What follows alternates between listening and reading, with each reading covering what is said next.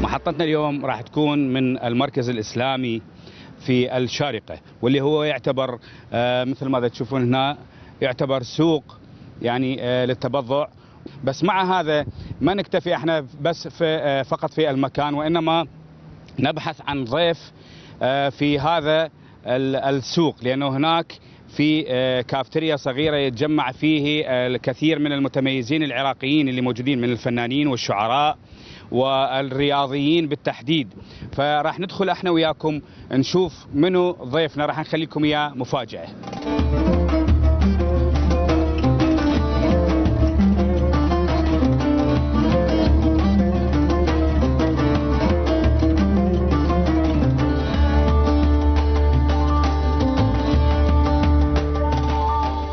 السوق المركزي أو ما يسمى بالسوق الإسلامي هو معلم من معالم إمارة الشارقة المهمة، لذا طبعت صورته على الطوابع البريدية. فهو مركز تجاري يحتوي على محلات تتجاوز 100، وتتنوع البضاعة المعروضة فيه بين الذهب والفضة والإلكترونيات والتراثيات بكل أشكالها وأنواعها، حتى لو لم تكن إماراتية الصنع.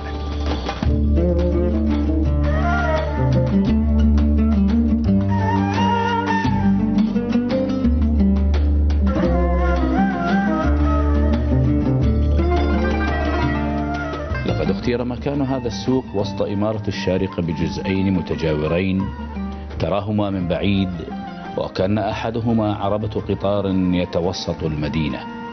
يزور هذا السوق الكثير من السياح الأجانب برفقة المرشد السياحي الذي يحكي لهم عن المكان الذي يحلون فيه من الشواهد والمعالم التاريخية للإمارة.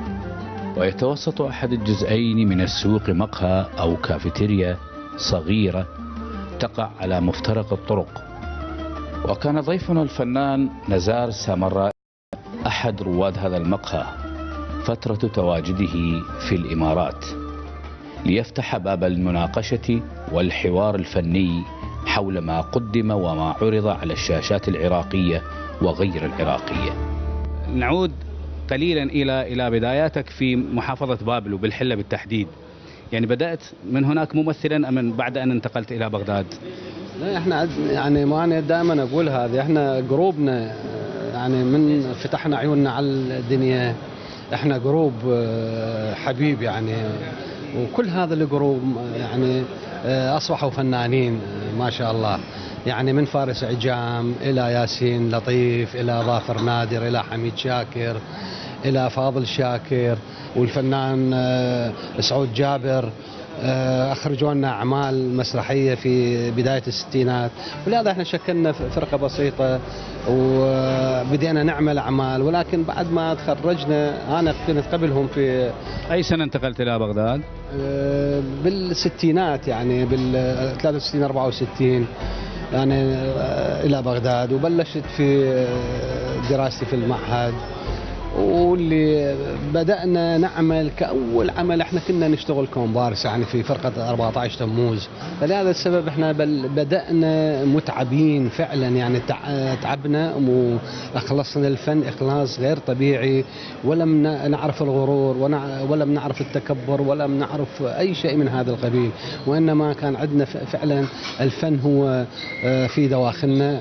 الفن إحساسنا الداخلي هو اللي يحرككم يعني.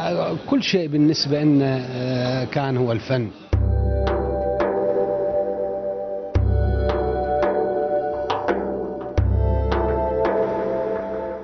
ولد نزار السامرائي في مدينة الحلة ونشأ فيها حتى أن أكمل دراسته الإعدادية، ثم انتقل إلى بغداد ليكمل دراسته في معهد الفنون الجميلة في أوائل الستينيات من القرن الماضي. نبدأ نعمل بالمسرح في مسرح الشعبي للمرحوم كان مسؤولنا الأستاذ جعفر السعدي. واستاذ الله يطول بعمره بدر حسن فريد، بلشنا نشتغل مسرح جاد فعلا، مسرحيات شعبيه لها ذات قيمه. من ضمن المسرح بدأنا للسينما. أنا تقريبا أعتبر نفسي أكثر ممثل مثل أفلام سينمائية، تقريبا 41 فيلم سينمائي عراقي ومصري وإيراني. صورت كثير من الأفلام وصورت مسلسلات الحمد لله والشكر، ولكن أقول لحد الآن أنا طالب بسيط في حياة الفن، أتعلم من الصغير ومن الكبير. تعتبر نفسك محظوظ يعني أنه أنت جيت في هذه الفترة؟ لأنه الكل يقولون أنه الممثلين في ذيك الفترة محظوظين لأنه قلة كانوا والتنافس يكون قليل، مو مثل الوقت الحالي اللي بنشوفه مثلا على الشاشات الفضية الكثير من الشباب والمتنافسين سواء بنات أو الشباب. شوف، هي عملية كثير أكو بوقتنا يعني كانوا ممثلين ولكن ما عندهم ذاك الطموح اللي احنا كنا نملكه. يعني مثلا اني الله يرحمه قادم نعماني، فناننا الكبير سامي قفطان واخرين، ودكتور فاضل خليل بعدنا اجى، احنا كنا نكافح يعني ما يهمنا، مو همنا الوحيد بين نطلع في التلفزيون حتى نقعد بالشارع حتى الناس تشوفنا، لا احنا كنا نشرد فعلا من الشارع.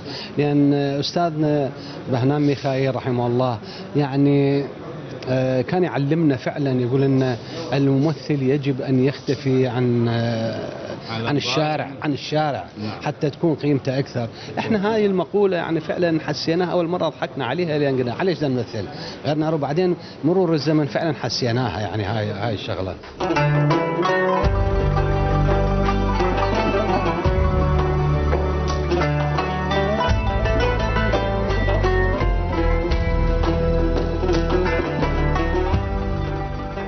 لقد برز نزار السامرائي بأدوار عدة ميزته بين أقرانه في الفرقة القومية العراقية التي كانت تجول البلدان العربية والعالمية لعرض مسرحيات وأعمال عراقية تحصد جوائز المهرجانات وتبهر مشاهديها آنذاك. وها هو اليوم يجول البلدان بحثا عن رزق يقي فيه أيامه ويصون كرامته من العوز بعد أن تجاوز 60 من العمر. في الأمس رأيناه في سوريا ولبنان وإيران، واليوم نراه في الإمارات يأخذه الخوف من المستقبل على الفن والفنان العراقي. أنت التمثيل ماخذ جزء كبير من حياتك، لذلك سألتك هذا السؤال. يعني حتى في حياتك الخاصة والعامة، ونشوف حركاتك، نشوف تعبيراتك، وجهك، الرياكشنات، فلذلك سألتك هذا السؤال. تعتقد في يوم من الأيام أنه تتوقف عن التمثيل؟ لا، الله سبحانه وتعالى إذا أقعدني لا حتى أمثل أنا بالعربة إلا يأخذ أمانة إن شاء الله العمر الطويل، الروح إلى الرفيق الأعلى. العمر الطويل.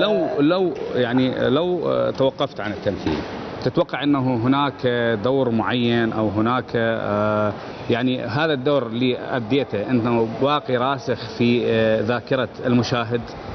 كثيرين يعني أنا مثلا في مسلسل أعماق الرغبة أنا وفنانتنا الكبيرة شذا سالم، احنا أبدعنا ثنائنا بهذا العمل. نعم. فبدأ تتحدث عن الصحافة سنوات ويتحدثون الآخرين سنوات، ولكن يعني مثلا نشوف في السومرية قدمنا عمل عائد من الرماد، كان من أروع الأعمال وأتمنى أن يعاد هذا العمل لأن هسه فعلا وقته حاليا.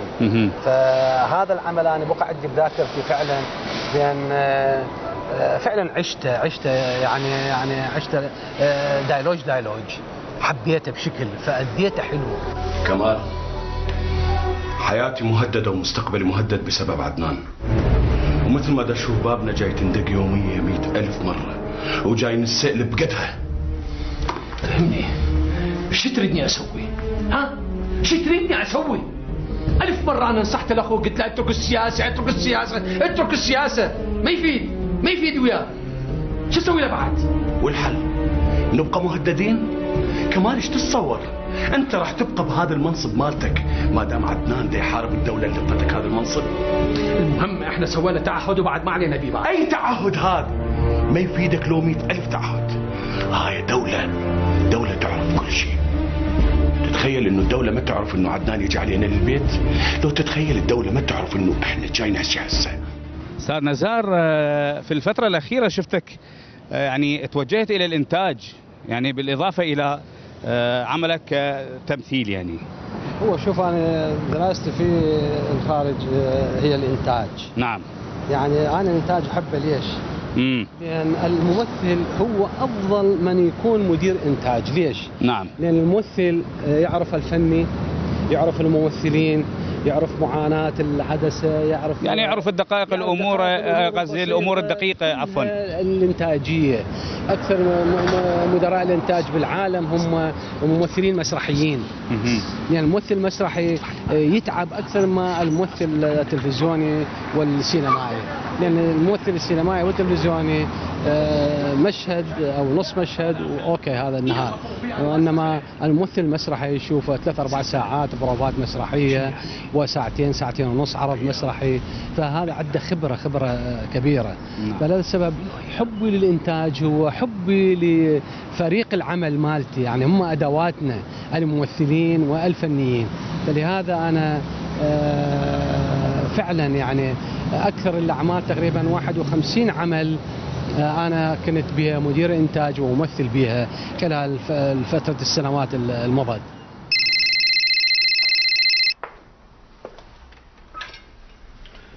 الو عدنان، يا اخي انت وين؟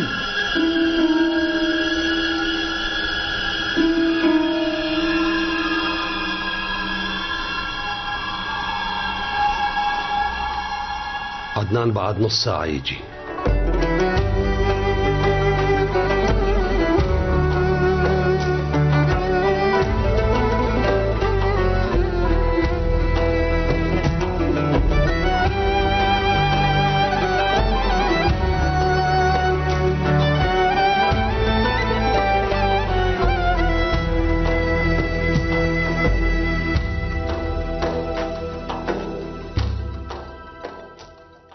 أعزائي المشاهدين، لهنا محطتنا تكون انتهت من السوق الإسلامي، ونهاية لقائنا بضيفنا الفنان نزار السامرائي من الشارقة.